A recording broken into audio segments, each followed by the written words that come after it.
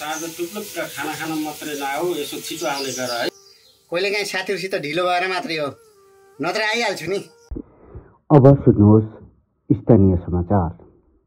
गुल्मी जिल्ला धुर्कोट गाउँपालिकाको गगन माध्यमिक विद्यालयका प्रधानाध्यापक पाण्डे आफ्नो घर नजिकैको चिलौनीको बुटमा डोर्सो लगाई झुन्डिएर आत्महत्या गरेका छन्।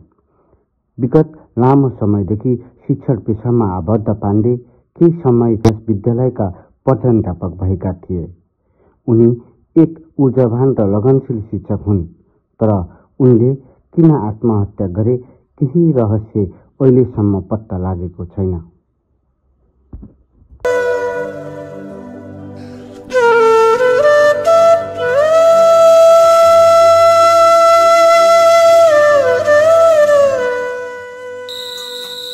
यो हिसाब मिलेन, बिग्रियो त विजय होइन, पराजय भएस पराजय। अब पढेर केही छैन त विदेश जा। हुन्छ बा, पढेर हेडमास्टर भएका मान्छेलाई त नेपालमा बाँच्नु छैन, झुन्डिएर मरे। हामी नाति को हो र? म भोलि बिहानै सहर भिसा लाउन जान्छु।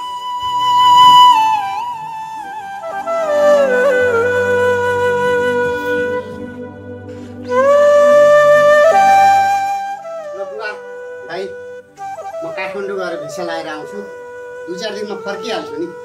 मेरो चिन्ता नगर्नु होला, म अहिले लागेँ है त।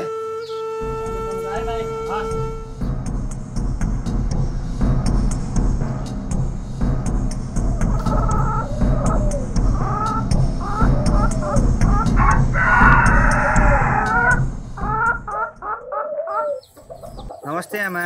नमस्ते नमस्ते। मैले त बाबुलाई चिनिनँ नि। म टाढा सहरबाट आएको, साँझ पर्यो यसो बास पाइन्छ कि भनेर आमा। खै चिन्दै नचिनेको मान्छेलाई कसरी बास दिनु र? आजकलका मान्छेको केही भरोसा हुँदैन, फेरि जमाना पनि ठिक छैन, खै कसो गर्ने हो?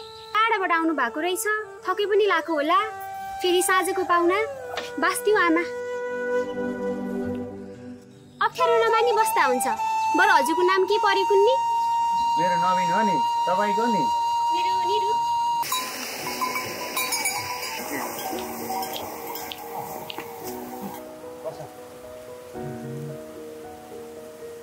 कस्तो राम्रो गाउँ है, हेरिरहँ लाग्ने, डुलिरहँ लाग्ने, घुमिरहँ लाग्ने। हाम्रो सहरमा त गाडीहरू मात्रै धेरै। मलाई त्यो गाउँ भन्दा सहरै मनपर्छ। तिमी मसँग सहर जान्छौ त मैले तिमीलाई रानी बनाएर राख्छु। जान त हुन्थ्यो, तर मलाई घरमा कहाँ दिनुहुन्छ र? सरकारले नपठाए हामी भागेर जान पनि त सकिन्छ नि। हुन्छ, तर सरिया मान्छे त्यति भरपर्दा हुँदैन नि, कति मलपत्र पर्ने हो कि? हेरा लाठी, त्यस्तो भनेर पनि हुन्छ? किन जाउँ।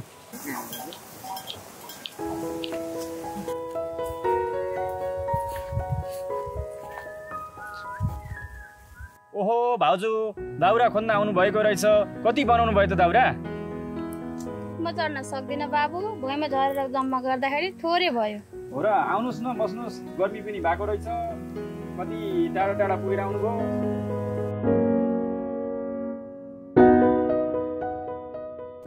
अब जानुपर्छ है त छोडेर। अब त्यही अपाङ्गलाई लिएर बस्नु त होइन होला।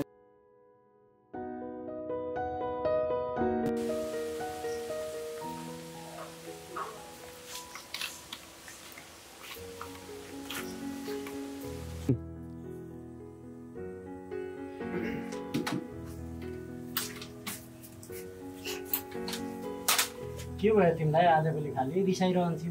के भएको छ र? के हुनु, उमेर र बल छन् जाने तिमीलाई लड्दै हिँड्न ठिक्क भयो। अहिले घरमा थन्केर बस्नु परेछ। मान्छेहरूले कति प्रगति गरिसके, हाम्रो यो हालत छ। पिर नगर बुढी, केही न केही गरौँला नि। विदेशै जानुपर्छ भन्ने त केही छैन, नेपालमै केही गरौँला। केही हुनेवाला छैन तिमीबाट।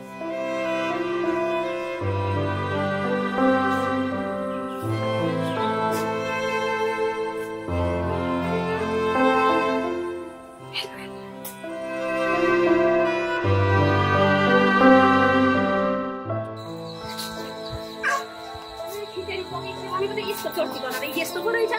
होइन नि बाबु के पारा हो तिम्रो सहरबाट आमा एक दिन बासा दिनुस् भनेको मान्छेले रात दिन हाम्रो घरमा बासा बस्न मिल्छ भएन भनेर भएका बढेका छोरीले आँखा लाउने जुन बाटो आयो खुरुक्क बाटो लाग्यो गइहाल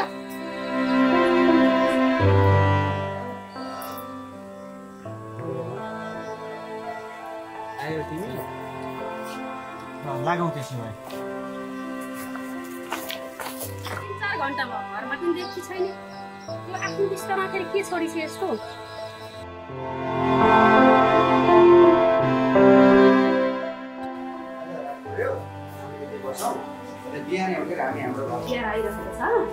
तिमीलाई मैले मेरो आफ्नै बहिनी जस्तो भनेर भन्थ्यौँ अन्यथा नसोध है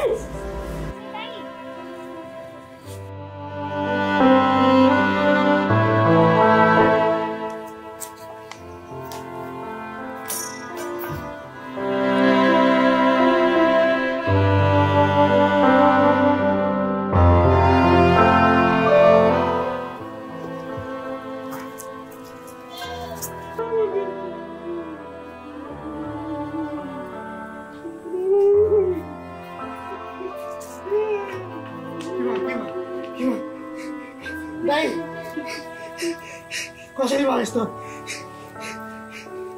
दाइ